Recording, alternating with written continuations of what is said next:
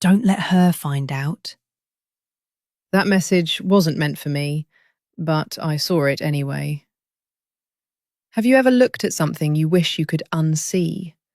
Something small, accidental, but the moment you notice it, everything changes. I'm Evelyn Carter. I'm 72 years old, and until that afternoon, I thought I understood my family. Before we continue, please hit the like button, subscribe to the channel, and turn on the notification bell for updates. It was a quiet Sunday, the kind I've lived through hundreds of times. Tea steeping beside me, the ticking clock on the wall, and my grandson, Liam, sitting across from me. 16 years old, hunched slightly, scrolling through his phone like teenagers do. He doesn't visit as often anymore, says he's busy. School, friends, life. I try not to take it personally, but you notice these things when you get older. "Grandma, look at this," he said suddenly, turning his phone toward me. It was just a picture. A dog, I think. Something harmless. I smiled, leaned in, and he handed me the phone so I could see better. That's when it happened. A notification slid down from the top of the screen. "Don't let her find out." I froze. At first, I told myself it was nothing. Kids say strange things. It could mean anything. But then another message appeared. Same contact, same tone. And something about it didn't feel right. My fingers tightened around the phone. I could feel my pulse in my hands. Should I ignore it?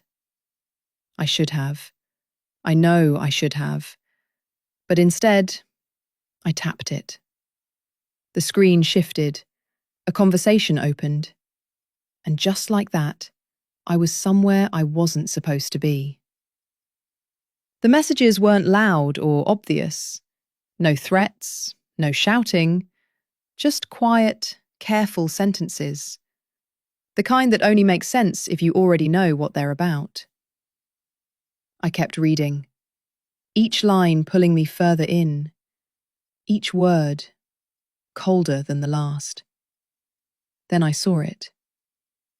She trusts you. That's what makes this easy. My stomach dropped. Who were they talking about?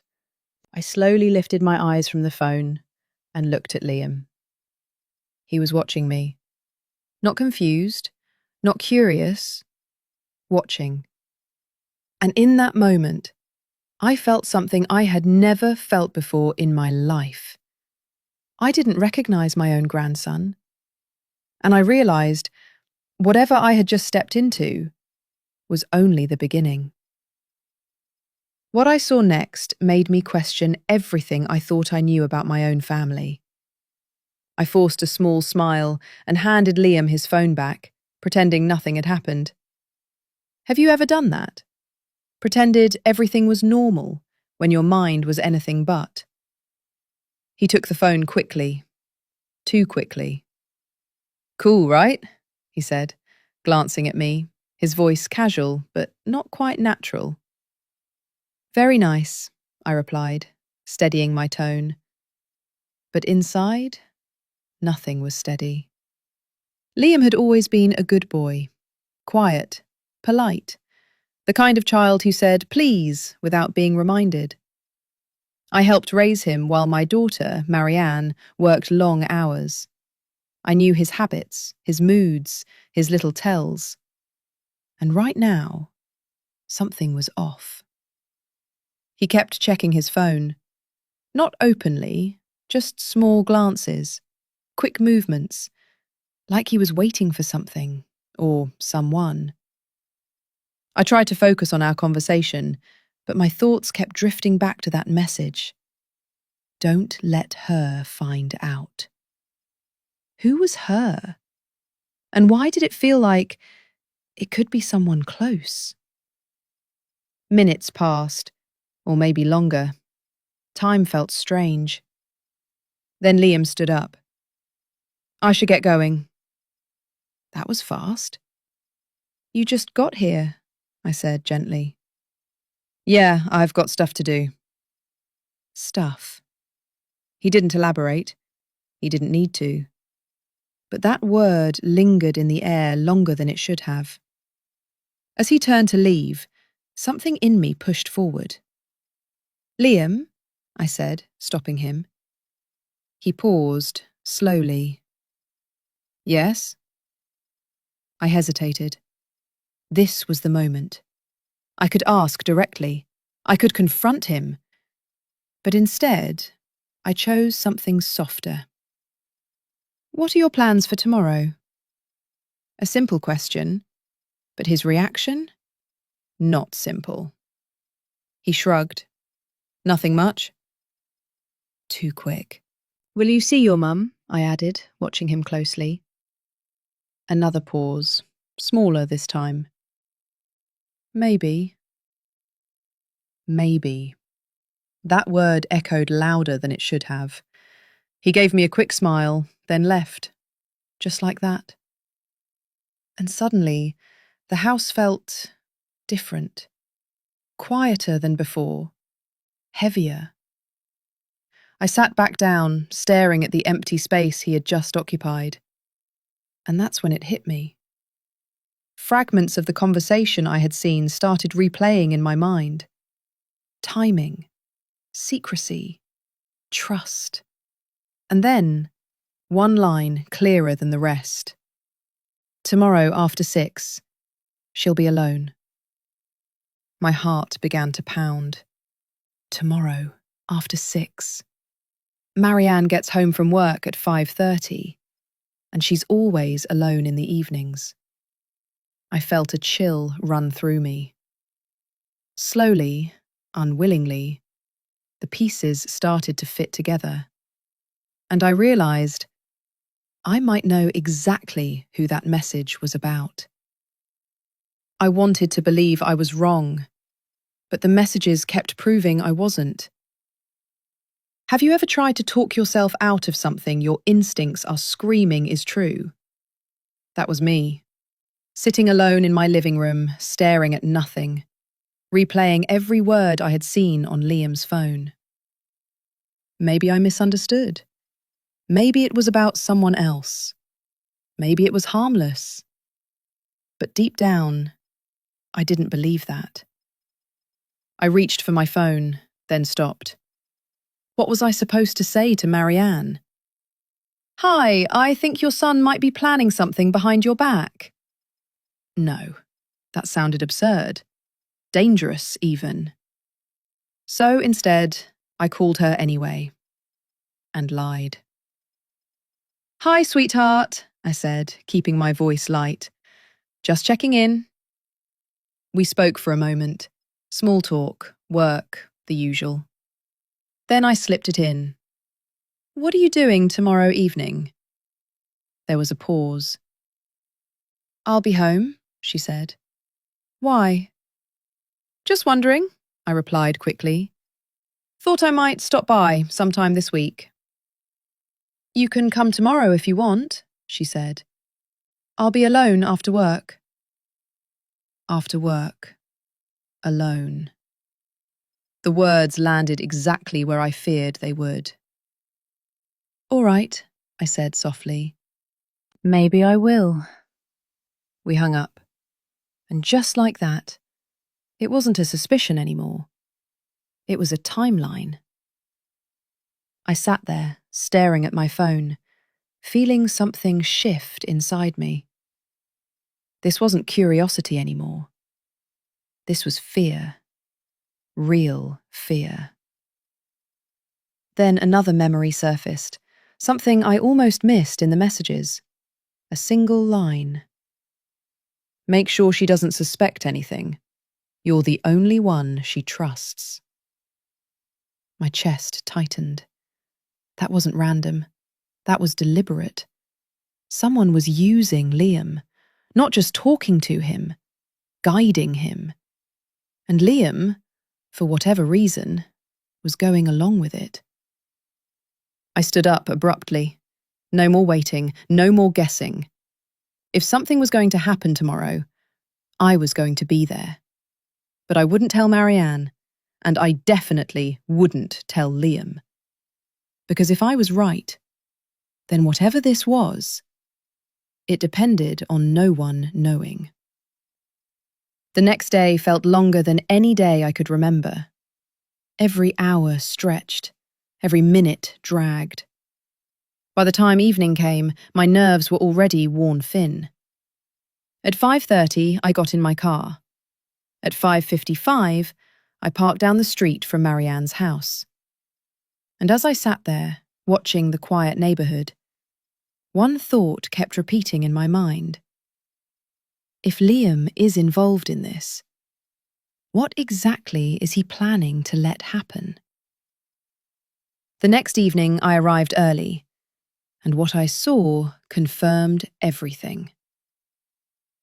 Have you ever felt something was about to happen before it actually did? That's what the air felt like that evening. Still. Too still. I sat in my car, parked just far enough down the street that I wouldn't be noticed. Marianne's house looked the same as always. Lights on, curtains drawn halfway. Nothing unusual. But I couldn't shake the feeling that something was already in motion. At exactly 6:12 p.m., a car turned the corner. My breath caught. It was Liam. He parked casually. No rush, no hesitation. Then he stepped out and walked straight to the front door. No knocking, no waiting. He pulled out a key and let himself in. My stomach dropped. That wasn't unusual on its own. He'd always had a key. But tonight, it meant something different. I waited. 10 seconds, 20. Then I got out of the car. Each step toward the house felt heavier than the last. My heart was pounding so loudly, I was sure someone inside could hear it. When I reached the door, it was slightly open. I didn't knock. I stepped inside. At first, silence. Then, voices. Marianne's voice, calm but uncertain. I don't understand. Liam, who is this? Another voice answered, male, older, smooth. It's all right. I just need a few minutes of your time. I froze. Slowly, carefully, I moved further into the house, until the living room came into view. And that's when I saw them. Liam stood near the doorway, not speaking, not moving, just watching. And across from Marianne was a man I hadn't seen in years. Aaron Mitchell, 28 years old. He used to live in this neighbourhood. Quiet, but not in a good way. People talked. Stories about scams, about manipulation. Nothing ever proven, but enough to make you uneasy. And now he was here, inside my daughter's house, talking to her like he belonged there. I heard you might be able to help me, Aaron was saying, his tone calm, almost friendly. Just a quick conversation about some financial matters. Marianne looked confused, guarded. Liam said nothing. That's when it hit me. This wasn't random. This wasn't harmless. Liam didn't just know about this. He made it possible. I stepped forward. Aaron? My voice cut through the room like glass. All three of them turned. And in that instant, everything shifted. Aaron's expression changed. Not surprise, recognition, calculation. The room went silent, and I realized I hadn't stopped anything yet. I had just walked directly into it. I hadn't stopped anything yet, but I was about to. The silence in the room was suffocating. Aaron looked at me first. Not startled, not nervous, just measuring. Then he smiled. "Mrs. Carter," he said calmly, like this was some planned meeting. "Didn't expect you." Of course he didn't. That was the one thing that hadn't been part of his plan. Marianne turned to me, her face pale. "Mum, what is going on?" I didn't answer her right away. My eyes were locked on Liam. "Tell her," I said. His composure cracked instantly. I didn't think," he stammered, his voice shaking. "He said it wasn't a big deal." "Liam," Marianne snapped, fear creeping into her voice. "What did you do?" That's when everything unraveled. Aaron had been talking to Liam for weeks. It started online, messages, advice, pretending to be someone successful, someone trustworthy. He told Liam he knew ways to recover money from people who had more than they needed. He made it sound harmless, smart even. All Liam had to do was let him in. Tell him when Marianne would be home, when she'd be alone. Make sure she didn't suspect anything. And Liam, naive, curious, wanting to feel important, agreed. "I didn't think he'd actually do anything," Liam said, tears forming. "I thought he just wanted to talk to her." Aaron exhaled softly, clearly irritated the situation was slipping. "This is getting unnecessary," he muttered. "No," I said firmly. "It's over." Marianne had already grabbed her phone. "I'm calling the police." That's when Aaron's calm finally broke. But it was too late. Within minutes, everything escalated. Voices raised, footsteps outside, sirens in the distance. When the police arrived, the truth came out quickly. Aaron had a record. Fraud, manipulation, targeting vulnerable connections. Liam was just the latest doorway. He was arrested on the spot. And Liam? He wasn't taken away, but the consequences didn't spare him.